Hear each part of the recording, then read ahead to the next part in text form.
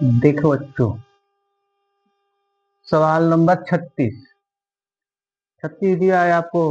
ए और बी न्यून कोड है, जहां पर काश ए बराबर काश बी दिया है। आपको बताना सिद्ध करना है कि बताइए कोड ए बराबर कोड बी होगा। देखिए सवाल एकदम डिफरेंट है, बहुत जबरदस्त सवाल है। और ये पेपर में बच्चों ऐसे टाइप के ही सवाल पूछते हैं, समझ गए। ऐसे टाइप के सवाल पूछते हैं। तो यदि ये सवाल चैप्टर में कही दिया है कोड ए बराबर कोड बी, या कोड ए और कोड बी न्यून कोड। तो देखिए न्यून कोड मतलब ये तात्पर्य हो गया कोई त्रिभुज होगा जिसमें से ए और बी का जगह जो एकदम फिक्स कर दिया। कैसे जगह पे होंगे ये न्यून कोड। आज जानते हैं कि ट्रिग्नोमेट्री में जो भी त्रिभुज बनता है समकोण बनता। तो यदि मालूम है ये समकोण त्रिभुज बना दिया, तो अब इसमें तो भैया ये समकोण है। तो न्यून कोण कौन कौन बचे, ये वाला कोण और ये वाला कोण। इनका नाम क्या दिया है, ए और बी। तो इसका कुछ नाम रख दीजिए आपका सी। फिर दिया है जहां काश ए बराबर काश बी, तो इसी आधार पर हमको लाना है कोण ए बराबर कोण।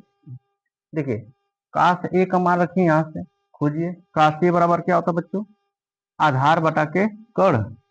तो आधार मान तो नहीं दिया, तो इन्हीं को लिखते जाए, आधार बटा के कर्ण। तो आधार आपका ए सी और बटा कर्ण आपका क्या बच्चों, ए बी। ठीक, कोई कंफ्यूजन, कोई कंफ्यूजन। ठीक है, देख लीजिए काश ए का मान यहाँ से आधार बटा के कर, आधार ए सी कर आपका। चलिए काश बी, अब यहाँ आ जाइए। काश बी क्या हो गया, ये भी फॉर्मूला आधार बटा कर, लेकिन आधार इसके लिए ये हो गया। तो आधार आपका क्या हो गया, आपका बी सी बटा कर क्या है A B. A B C B बच्चों क्या हो गया, कट गया। मिला का आपको ए सी बराबर बी सी। एक थ्योरी आप लोग पढ़े हो कक्षा 9 में, थ्योरी में पढ़ाई गई प्रमेय में।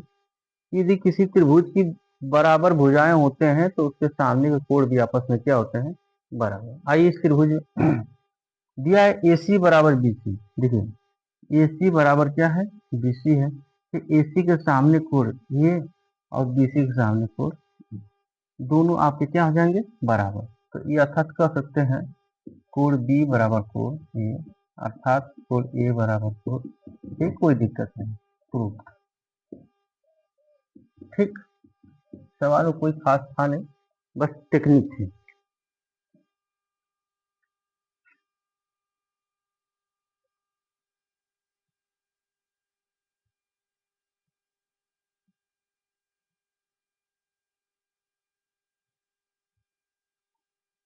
देखिए बच्चों क्वेश्चन नंबर 37।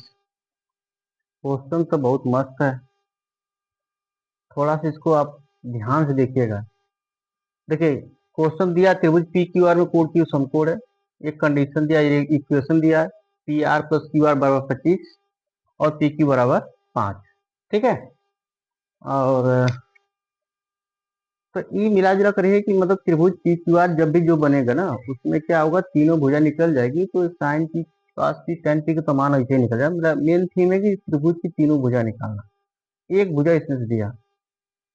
देखिए यदि मैं यहाँ पर त्रिभुज बना दूं, क्यू समकोण तो यहाँ रख देता हूँ, पी और आर कहीं रख सकता हूँ, कोई दिक्कत नहीं। ठीक, पी क्यू दे दिया आपका 5, यहाँ 5 कर दिया, कोई दिक्कत नहीं। देखिए बच्चों जी क्यू समकोण, इसको देखो, इसको इक्वेशन नंबर आप इसको एक फर्स्ट मान लो, पहले ही मान लो। ठीक है, अब ध्यान दीजिए, इसको लिए पाइथागोरस प्रमेय से, पाइथागोरस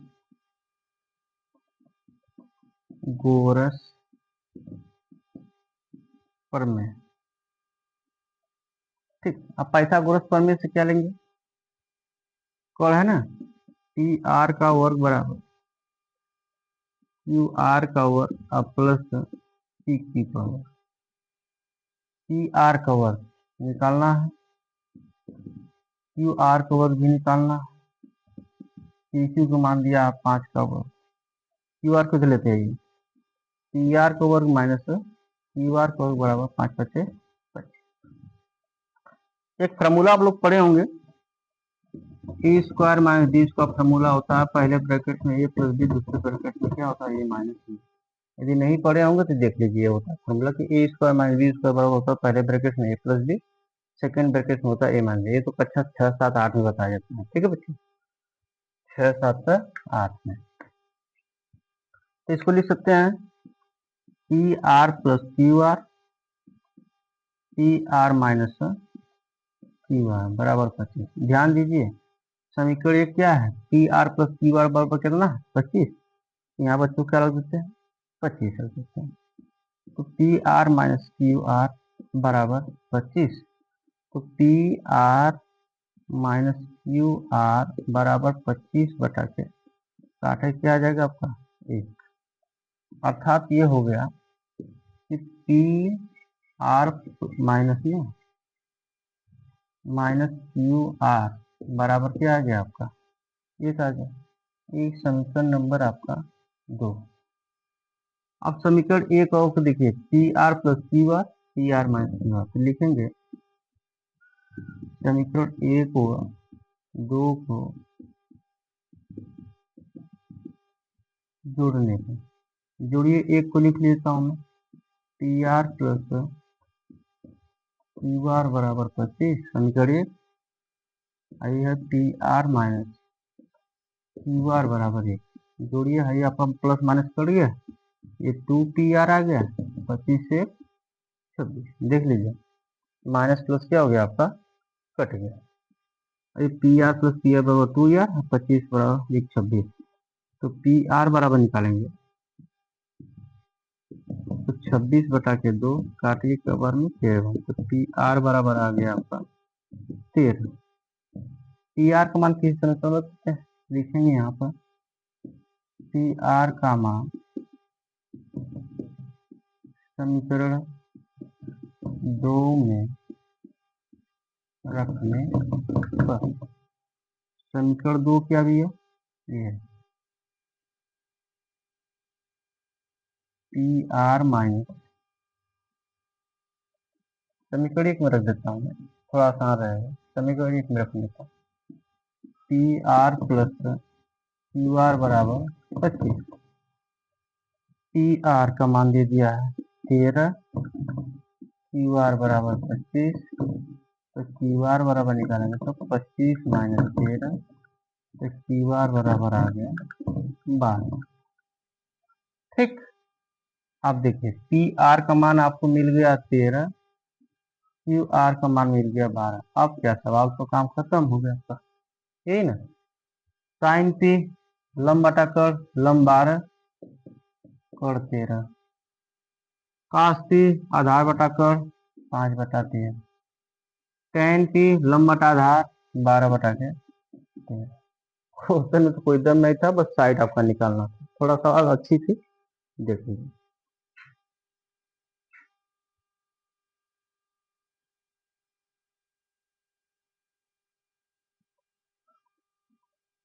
देखो बच्चों क्वेश्चन नंबर क्या है 38। क्वेश्चन नंबर 38 में क्या है आपका, आपको सत्य सत्य बताना और भी कारण के सहित। आइए सब लोग छोड़ देते हैं लेकिन मैं बता रहा हूँ, इसको देखो एक एक करके एक्सप्लेन करके बताता हूँ। tan a का मान, tan a का मान सदैव 1 से कम होता है। देखिए tan a का मान सदैव 1 से कम होता है, नहीं कभी नहीं। आगे आप पढ़ेंगे चलेंगे तो आपको पता चलेगा। tan 45 अंश का मान जो जो होता है बच्चों, ये क्या होता है आपका 1 होता है। tan 45 अंश का मान क्या होता है 1 हो गया। तो सदैव कहाँ कम हुआ, तो tan 45 अंश के लिए तो 1 हो रहा है ना, यहाँ लिखा गया सदैव 1 से कम हो गया। मतलब ये हमेशा कहने का मतलब इनका है कि 1 हमेशा क्या रहेगा कम ही रहेगा। लेकिन ये tan 45 अंश का मान क्या होता है 1 होता है। तो 1 कहाँ 1 से कम है, ये तो बराबर है ना। तो ये वाली लाइन क्या हो गया आपका बच्चों, आपका असत्य हो गया। ठीक है ना, क्योंकि tan 45 अंश का मान क्या होता है आपका 1 होता है। कारण पूछा, कारण बता दें। ठीक, पहला आपका असत्य हो। फिर दिया कोण ए के किसी मान के लिए से के बराबर 5 बटा 12, 12 बटा 5। कोण ए के किसी मान के लिए, देखिए सेक का फॉर्मूला क्या होता है बच्चे, सेक का फॉर्मूला देखो, काश का होता है आधार बटा कर, सेक का हो जाएगा आपका कर्ण बटा के आधार। ठीक है, अच्छा आप लोग पाइथागोरस त्रिपट पढ़े होंगे। पाइथागोरस त्रिपट एक बनता है 5 12 13। जिसमें कर्ण का मान क्या होता है, यदि 5 12 है तो कर्ण का मान हमेशा उसमें क्या रहेगा आपका 13 रहेगा। अब यहाँ पर महोदय देखिए, ये सेक का मान में ये कर्ण का मान क्या दिखा रहे हैं 12 दिखा रहे हैं। ये कभी संभव है ये कि किसी मान के लिए सेक का 12/5 नहीं हो सकता है, किसी मतलब ये कि किसी मान के लिए नहीं हो सकता, समझ गए।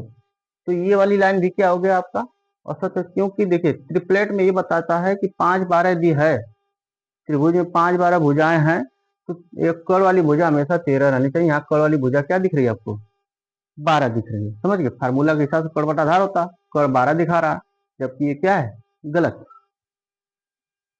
तीसरा दिया है का से कोण ए के कोसेकेंट, कोसेकेंट के लिए संक्षिप्त रूप है। नहीं देखिए, जो त्रिकोणमितीय आपको 6 अनुपात बताए गए हैं, वो जो आप tan sin cos sec cosec और cot पढ़ते हैं, वो एक क्या होता है किसी का संक्षिप्त रूप होता है, विस्तृत रूप है उनका, और वो संक्षिप्त रूप तो हम लोग क्या करते हैं पढ़ते हैं। जैसे में देखिए हम लोग हमेशा साइन साइन बोलते हैं, साइन थीटा ई नहीं रहता है, लेकिन साइन का जो विस्तृत होता है बच्चों आपका साइन ई लग जाता है, मतलब साइन हो जाता है। काश हम लोग शॉर्ट रूप में पूछते हैं, संक्षिप्त में बोलते हैं, लेकिन इसका रियल विस्तृत रूप का कोसाइन होता है।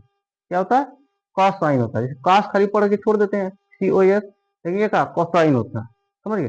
तो कॉस का विस्तृत रूप क्या हो गया कोसाइन, इसका संक्षिप्त रूप आपका कास, जो कि हम लोग अपने चैप्टर में एकदम बार बार यूज कर रहे हैं। अब इतना कौन लिखने जाएगा, इसलिए इसको कास करके 60 में लिख लिया जाता है। हमेशा पूछता है पेपर में भाई, इसमें 6 में से 8 कोई ना कोई पूछ देता है कि उसका संक्षिप्त रूप बताइए, ठीक है। अरे विस्तृत रूप बताइए, क्योंकि संक्षिप्त रूप तो हम ऑलरेडी जानते हैं।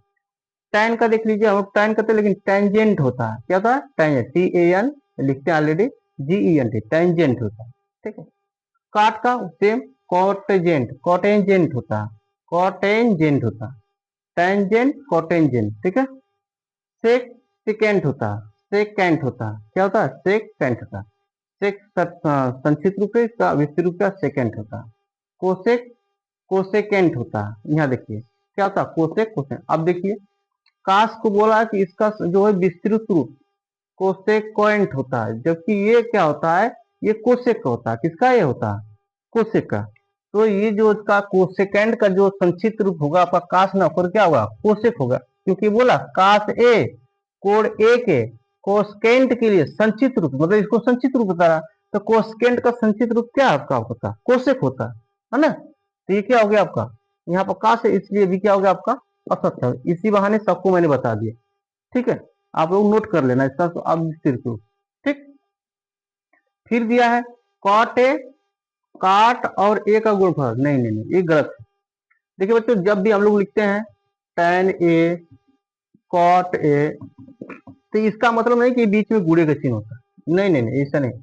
आप आगे पढ़ेंगे थोड़ा सा तो आपको दिखाई देगा। जैसे मैं इसे लिखूं tan 45 अंश, tan 45 डिग्री। अब tan 45 डिग्री टोटल का मान आपका एक होता है, पूरा का मान एक होता है। क्या होता है पूरा का मान, तो ये हमें नहीं कर सकते tan और 45 गुणनफल बराबर एक होता है, ऐसा तो हो नहीं सकता। तो ये आपका पूरा का पूरा मान वैल्यू इसका क्या होता है एक होता है। इसलिए ये जो भी आपका 45 है जो ये होता है इसके साथ गुणनफल नहीं होता है, ये एक डिग्री को बताता है, मतलब ये इसका एक कोण है, काट ए का एक एंगल को बताता है कि ये एंगल का मान जो भी आए, ठीक है। तो कभी भी इनका आपस में गुणनफल नहीं होता, क्योंकि जब भी इसके साथ कोई डिग्री रखेंगे कोई कोण रखेंगे उसका कुछ कुछ मान होगा। जैसे मैं यही ले लू tan, अभी देखो 45 मैंने डिग्री रख दिया, ठीक है 45 डिग्री रख दिया मैंने। अब इसका नहीं कि इसका गुणनफल किया जाएगा, नहीं, इसकी टोटल की वैल्यू क्या होती है आपकी एक होती है। जैसे मालूम है साइन ले लिया, साइन 90, ठीक है। अब साइन 90 की टोटल की वैल्यू क्या होती है आपकी एक होती है, ठीक है। साइन 0 ले लो, साइन 0, अब तो इसके हिसाब से इसका गुणा करते इसकी वैल्यू क्या होगा 0 होता है, साइन 0 का 0 होता है, लेकिन ये गुणनफल से नहीं होता, ये अलग बात है भाई, इसका मैच कर गया अलग बात, ठीक है। समझ गए होंगे आप लोग, ये कोई इनका गुणनफल नहीं होता, ठीक। तो गुणनफल है नहीं, ये बात क्या हो जाती है, सब तो सत्य आ रहा भाई। किसी भी कोड क्यू के लिए साइन थीटा का मान 4/, ये भी गलत है। जैसे ये वाला है इसे भी देख लीजिए, साइन थीटा का फॉर्मूला होता है लंब बटा के कर्ण होता। अब कर्ण की वैल्यू यहाँ त्रिभुज में 3 दे रहा, पाइथागोरस त्रिपट पहले होंगे 3 4 5 त्रिपट में आता है। तो ये 3 और 4 क्या होते हैं? ये लंब और आधार होते हैं, लंब और आधार होते हैं। 5 हमेशा क्या होता है? आपका कर्ण होता है, सबसे बड़ी भुजा। लेकिन यहाँ कर्ण क्या दिखा रहा है? 3 दिख रहा है, इसलिए भी क्या हो गया आपका अशक्त। तो बच्चों चैप्टर नंबर 8 है आज पूरी तरह से खत्म हो चुका।